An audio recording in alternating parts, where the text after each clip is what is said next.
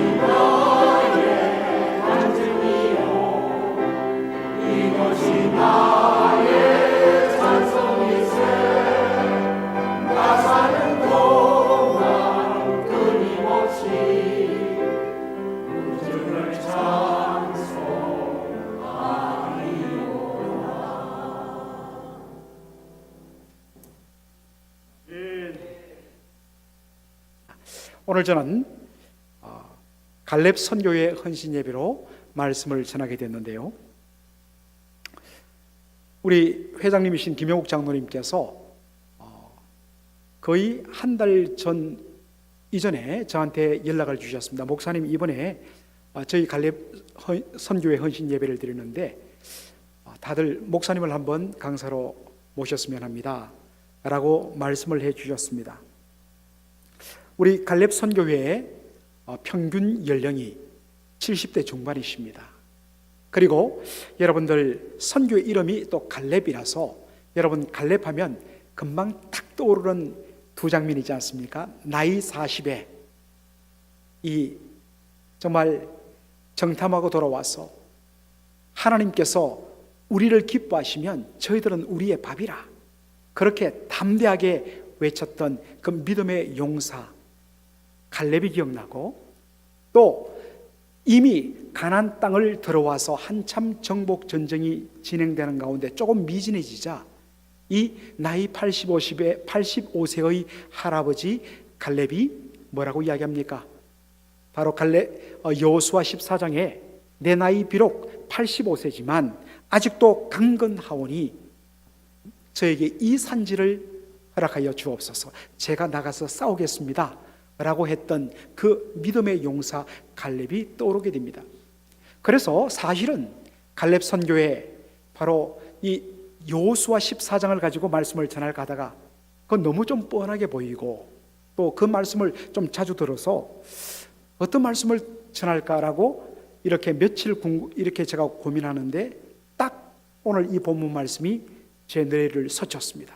그러면서 이 말씀을 떠올리는 순간에 동시에 설교 제목이 떠올랐습니다. 그것이 바로 원로의 품격입니다. 제가 지난 목산수 받고 22년 목회를 하면서 잡았던 설교 제목 중에 최고의 설교 제목 장면이 아닌가 할 정도로 제 스스로도 정말 기가 막힌 설교 제목이다. 원로의 품격. 우리 갈렙 선교회와 너무너무 잘 매치되는 그러한 설교 제목이다. 그러한 마음이 들어서 이 말씀을 준비하는 것 자체가 그렇게 흥분이 되었습니다. 오늘 본문 보면 여러분이 잘 아시는 장면인데 솔로몬이 죽고 솔로몬의 장자 르호보암이 아버지의 뒤를 이어서 왕위에 오르게 됩니다. 그랬을 때 백성들이 대표를 구성하여서 르호보암 왕에게 이렇게 요구합니다. 자, 12장 4절 한번 보시겠습니다. 왕의 부친이 우리의 멍에를 무겁게 하였으나 왕은 이제 왕의 부친이 우리에게 시킨 고역과 매운 묵은 멍에를 가볍게 하소서.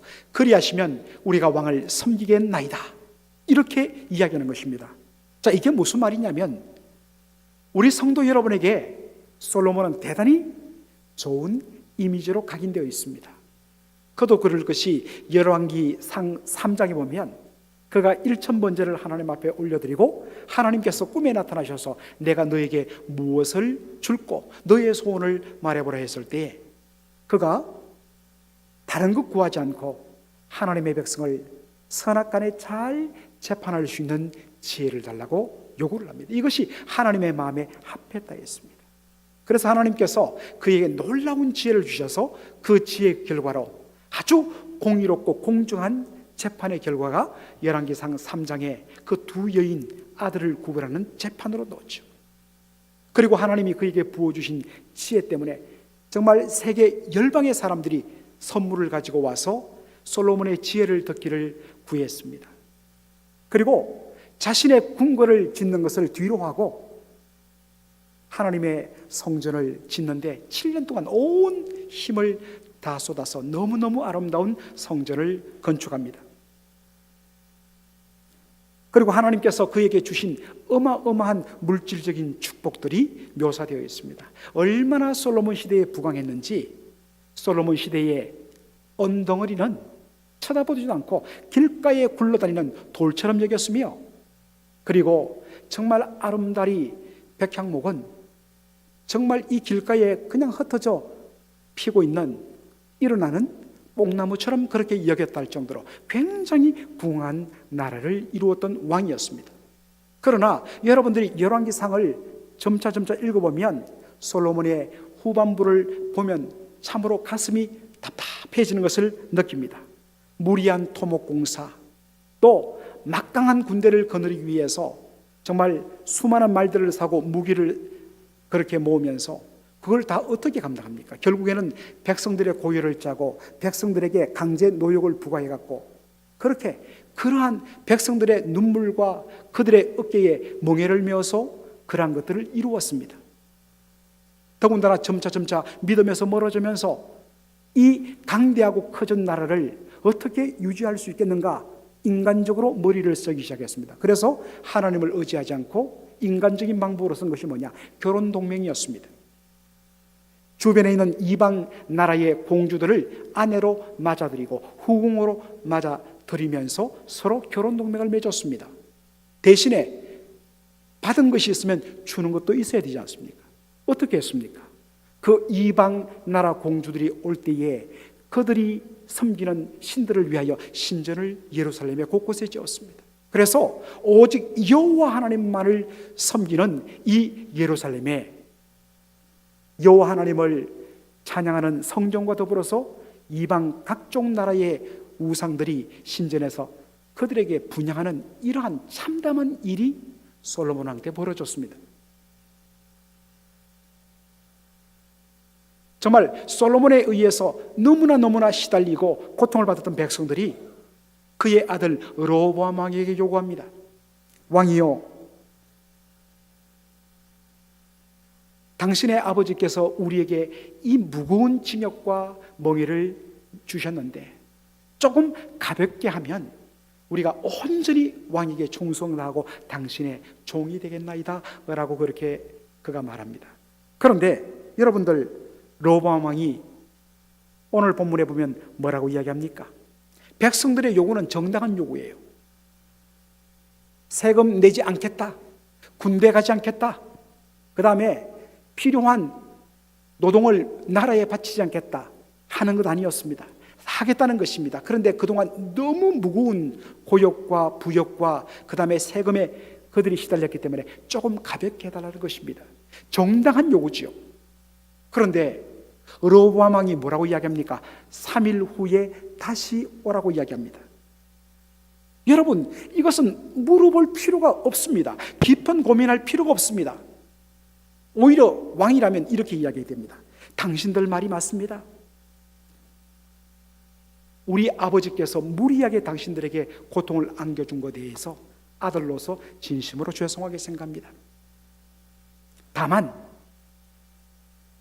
나라가 크기 때문에 이것을 하루아침에 확 뒤집어 엎을 수 없기 때문에, 금방 처리할 문제는 아기 때문에 구체적으로 이것을 해결할 수 있는 시간이 필요하니 시간을 좀 주시오. 이것이 맞는데 뭐라고 이야기합니까? 3일 뒤에 다시 오라? 이 말은 뭐겠습니까? 백성들의 요구가 내키지 않은 것입니다. 아니, 시키면 시킨 대로 어디 감히 백성들이 감히 고개를 쳐들어 그러한 마음을 가졌던 것입니다. 그래도 나라의 질서가 있기 때문에 그래도 자문을 구해야 되었습니다. 그래서 어떤 의미에서는 조금 형식적일 수 있지만 바로 아버지 때로부터 섬겨왔던 원로 대신들, 원로 신하들, 늙은 신하들을 모셔다 갖고 그들에게 자문을 구합니다.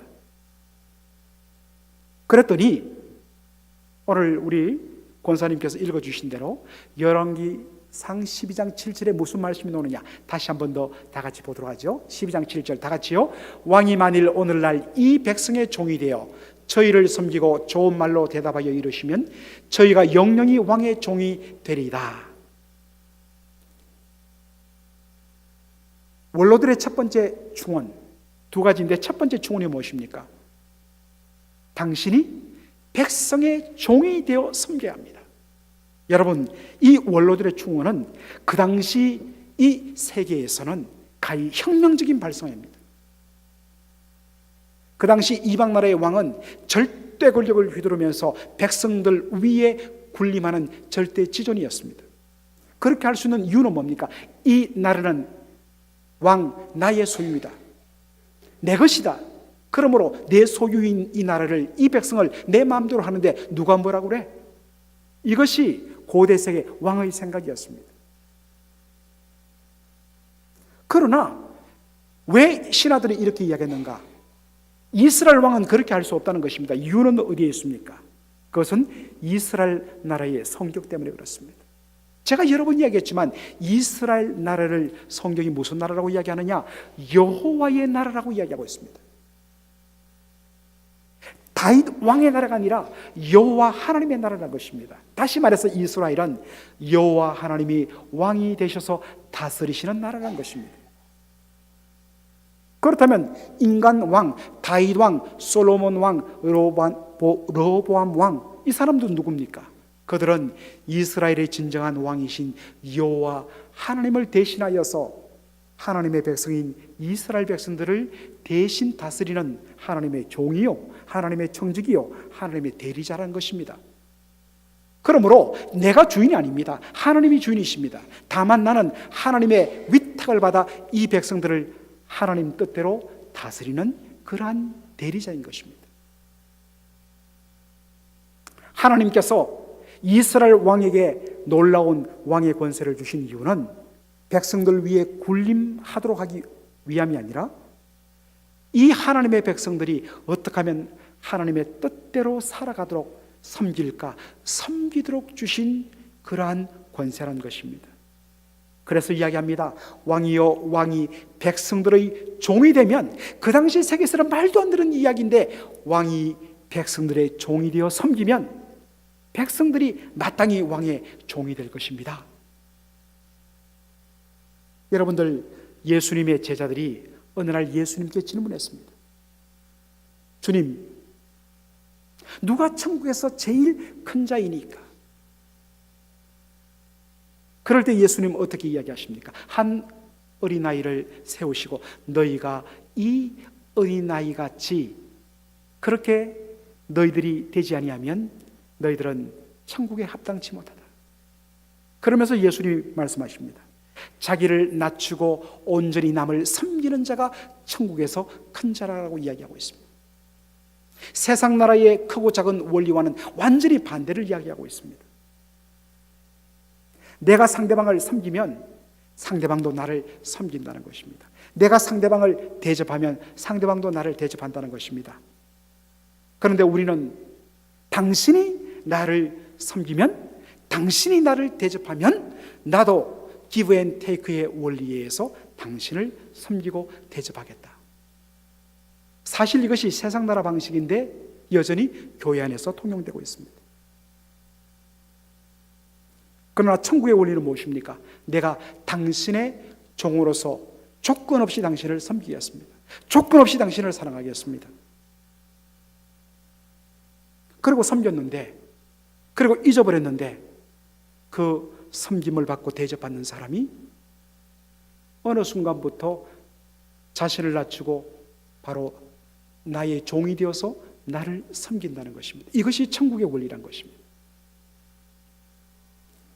사랑하는 성도 여러분, 우리가 믿음의 공동체 안에서 왜 주께서 다 천국의 백성 삼으시고 우리가 우리의 마음속에 예수님 모심으로 주님이 임한 곳 그 어디나 하늘나라라고 이야기했는데 왜 우리는 성경이 보여주는 이 천국의 아름다움을 맛보지 못할까요? 그것은 다름이 아닙니다. 주께서 분명하게 명해 주신 천국의 원리, 보여주신 천국의 원리대로 우리가 살지 않고 오히려 반대 방향으로 나가기 때문입니다. 내가 누구니까, 내가 너보다 더 높으니까, 내가 너보다 더 나이가 많으니까, 내가 더 신앙생활 오래 했으니까 나는 마땅히 대접받고 인정받고 그렇게 섬김받아야 해. 왜 나를 섬겨주지 않는 거야? 왜 나를 인정해 주지 않는 거야? 알아주지 않는 거야? 이것이 우리의 마음속에 자리 잡고 있다 보니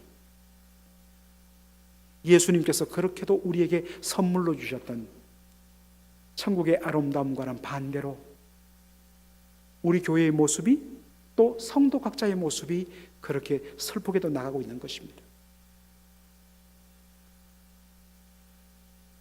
정말 이 원로들의 품격 있는 이 충원들, 왕이여 왕이 백성들의 종이 되어 백성을 섬긴다면 백성들은 마땅히 왕의 종이 될 것입니다.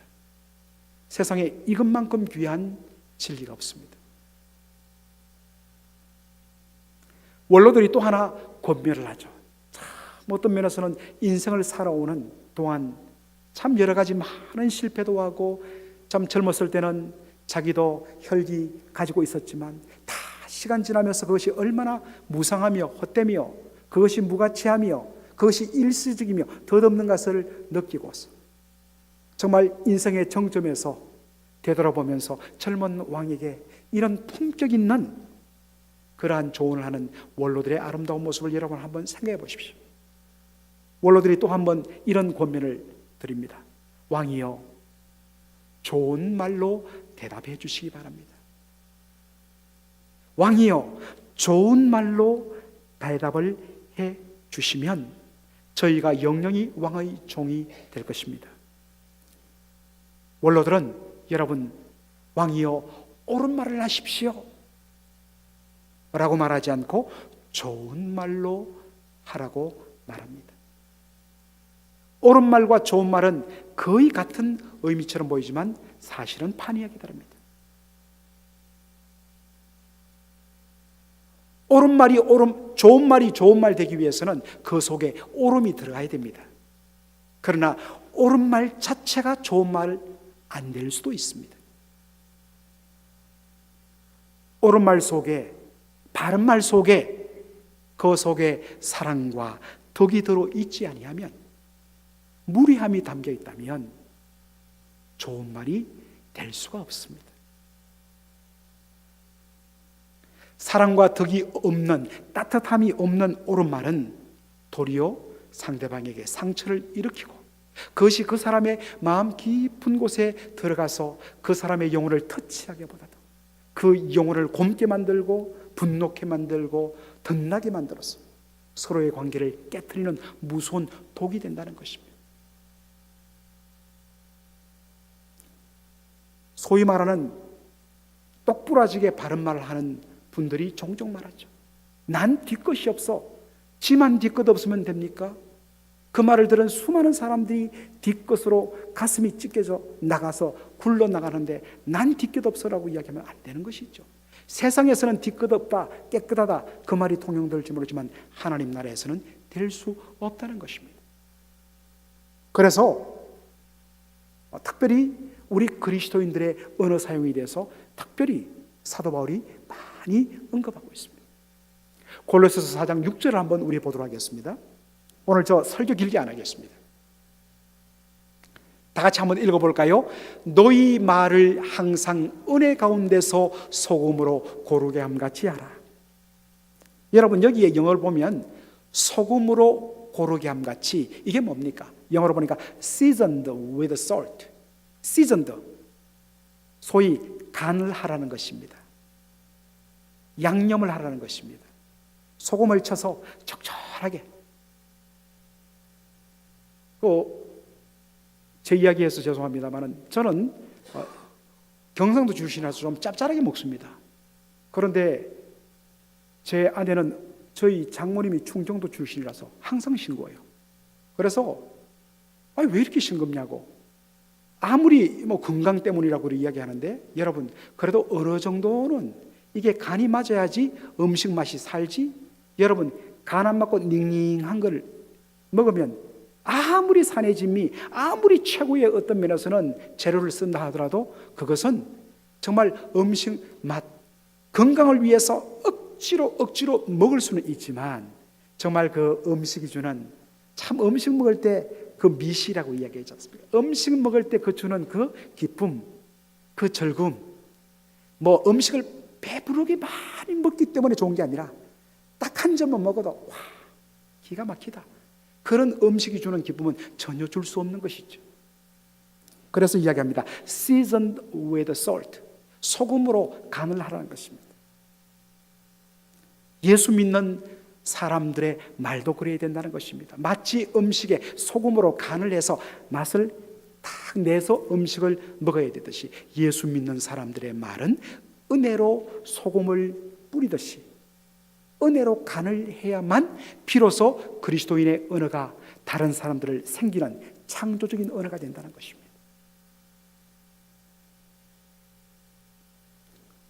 아무리 옳은 말, 아무리 바른 말이라도 여러분 은혜로 간을 하지 않으면 은혜로 사랑으로 덮지 아니하면 그 말은 날카로운 비수가 됩니다. 절대로 사람을 살릴 수가 없습니다. 그래서 에베소 4장 29절에도 이렇게 사도 바울이 권면합니다. 다 같이 한번 읽어볼까요? 무릇 더러운 말은 너희 입 밖에도 내지 말고 오직 덕을 세우는 데 소용되는 대로 선한 말을 하여 듣는 자들에게 은혜를 끼치게 하라. 여기에 선한 말, 이게 바로 좋은 말입니다.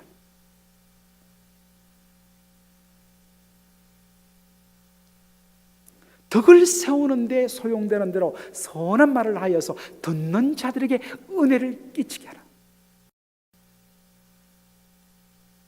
어떤 사람들은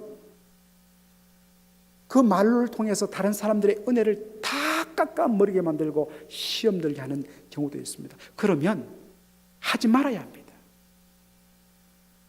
절제해야 됩니다. 그런데 르호보암은 어떡합니까? 왕이요, 왕의 이야기를 할 때 좋은 말로 해주시기를 그렇게 부탁드립니다. 간곡하게 원로들이 인생을 살아봐오니까 자기도 젊었을 때는 야, 이게 진리다, 이게 팩트다, 그래서 사실 중심으로 이야기했는데, 그런데 나중에 보니까 그것이 사람들을 상처를 주더라는 것입니다. 수많은 어떤 면에서는 실수를 반복하면서 그 원로의 자리로 올라갔기 때문에 그런 말을 하는 겁니다. 그런데 이 젊은 르호보암 왕이 이 원로들의 이 품이 있는 권면을 어떡합니까? 거절해요. 자기와 함께 자란 젊은 신하들의 말을 따라 그 말을 하는데도 어떡합니까? 자, 열왕기상 12장 13절 한번 화면 보겠습니다. 다 같이 읽게요. 왕이 포악한 말로 백성에게 대답할세. harshly, 아주 거칠게, 말 자체에 가시가 돋고 말 자체에 날카로운 어떤 칼날 같은 것들이 막 묻어 있어서 그것이 그러한 가시던 물로 사람을 확 긁었을 때 정말 살을 다 뜯어내는 것처럼 그런 말 한마디 던졌을 때 사람들의 마음을 완전히 상처를 주는 것입니다. 원로들이 그렇게 간곡하게 부탁했는데도 좋은 말을 버리고 포악한 말을 택했다는 것입니다. 잠언 15장 1절에 이러한 귀한 생명의 말씀이 있습니다. 다 같이 읽겠습니다. 유순한 대답은 분노를 쉬게 하여도 과격한 말은 노를 격동하느니라. 유순한 대답, 여러분들 유순한 대답, 영어로는 gentle answer 이렇게 되어 있습니다. 아주 젠틀한, 아주 품이 있는, 아주 나이스하고 부드러운 대답, 이것이 이제 우리가 보통 생각하는 유순한인데, 이 유순한이란 이 말의 히브리 원어의 의미가 참 가슴에 와닿았습니다. 물론 겉으로는 유순한 대답은 외형적으로는 젠틀해야 합니다. 이게 어떤 면에서는 원로들의 품격이에요. 그런데 외형적으로 젠틀한 말이 되기 위해서 유순한 말은 어떻게 나와야 되는가? 이 유순한이란 이 말의 히브리 원어의 의미를 봤더니 영어로 refined, 정제시킨, 불순물을 정제시킨,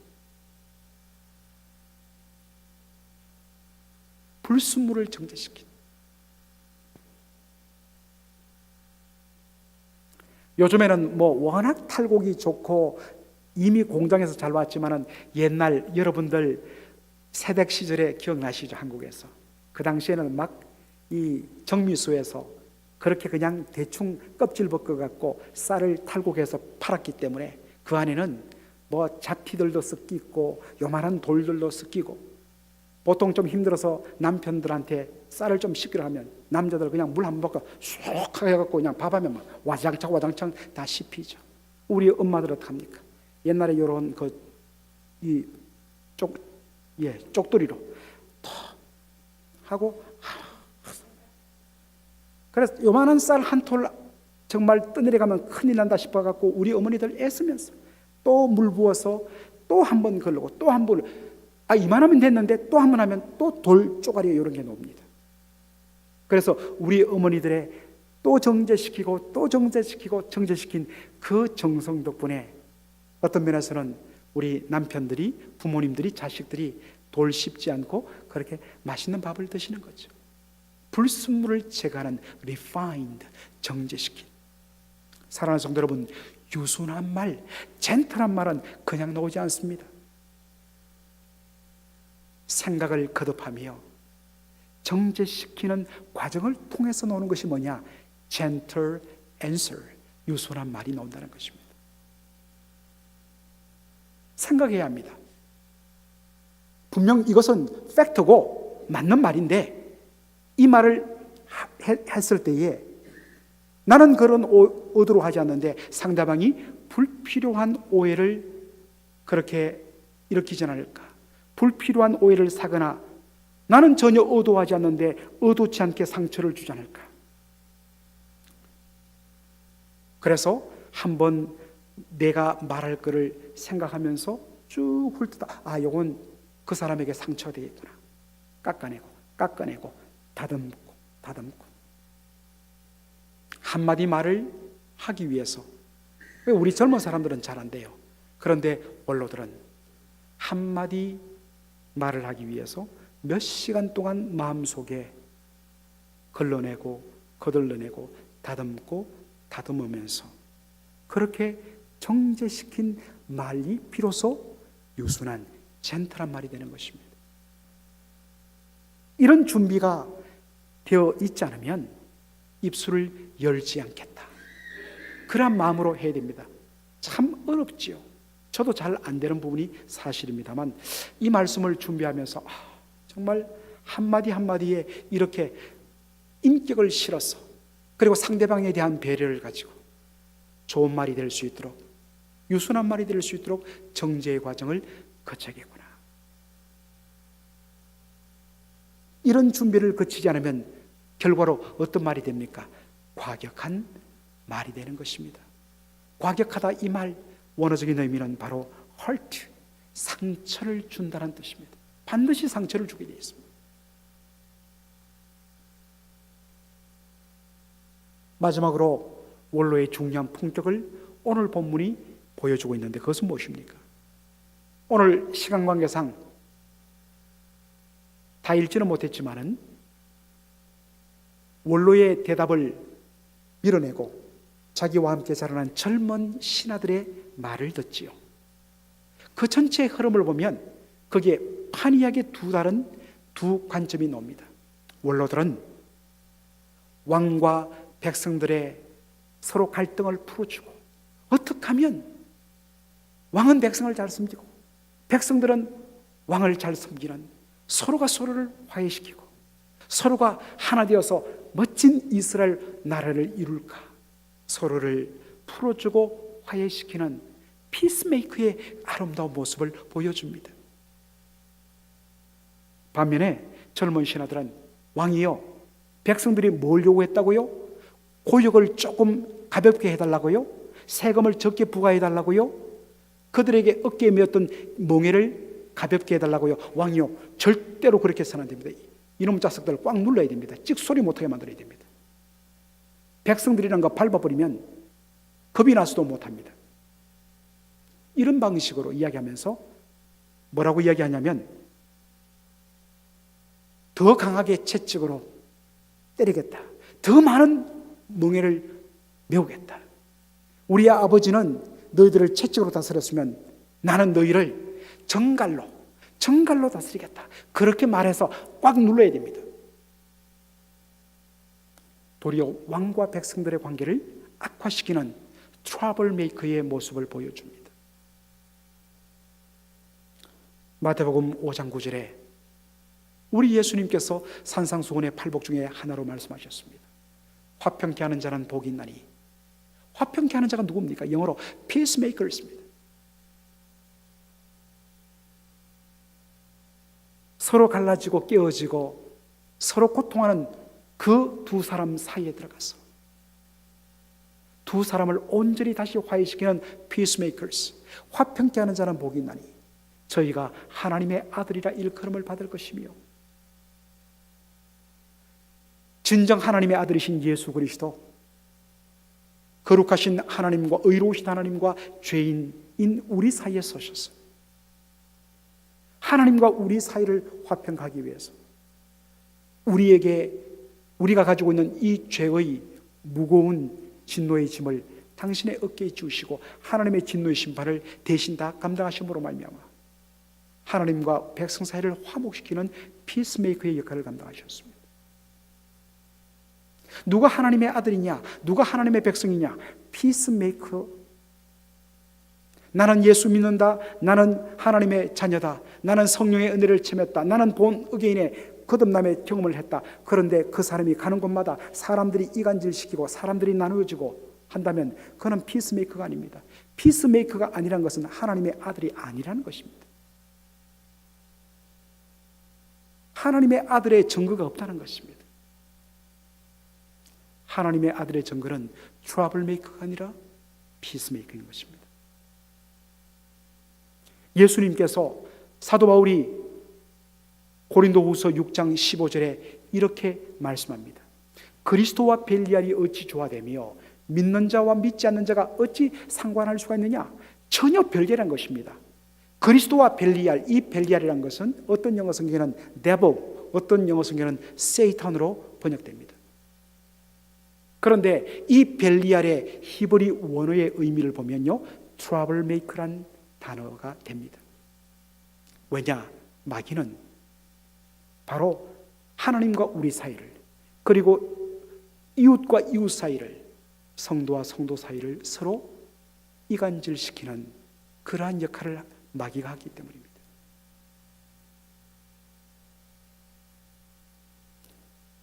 그리스도와 벨리알이 어찌 조화를 이루겠는가?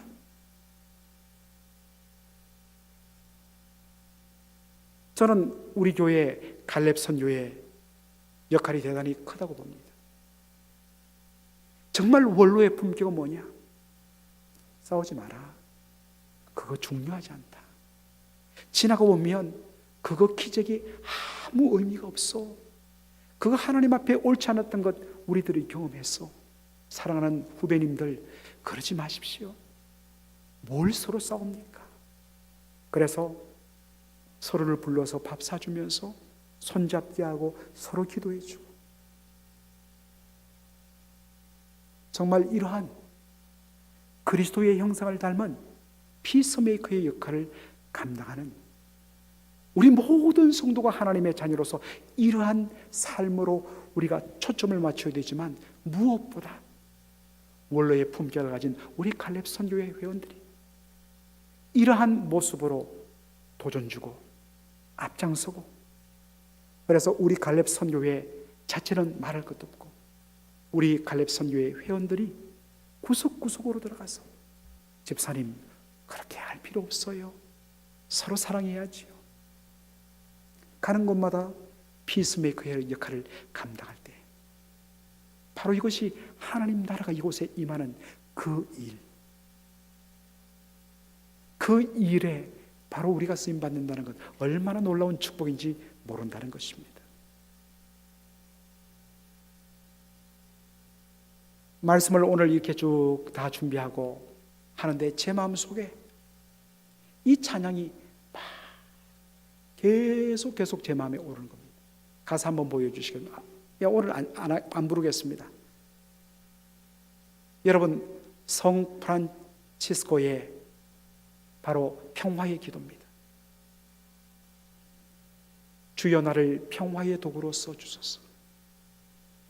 미움이 있는 곳에 사랑을, 상처가 있는 곳에 용서를, 분열이 있는 곳에 일치를, 의혹이 있는 곳에 믿음을 심게 하소서.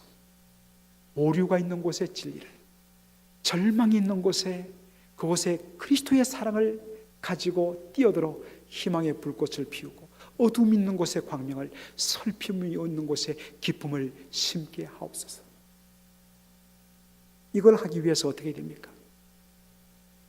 내가 먼저 위로받기보다는 위로해주고, 이해받기보다는 먼저 이해해주며, 먼저 사랑받기보다는 다가가서 사랑을 베풀며 자기를 온전히 줌으로써 비로소 거기에서 다시 살아나는 놀라운 생명이 있습니다. 주여 나를 평화의 도구로 써주옵소서. 주여 저로 피스메이커의 삶을 살게 하여 주옵소서. 이러한 놀라운 은혜가, 이러한 아름다운 원로의 품격이 우리 교회에 선한 영향력을 미치는 우리 갈렙 선교회 회원들 한 분 한 분 되기를 주의 이름으로 축원합니다. 아멘. 기도하겠습니다.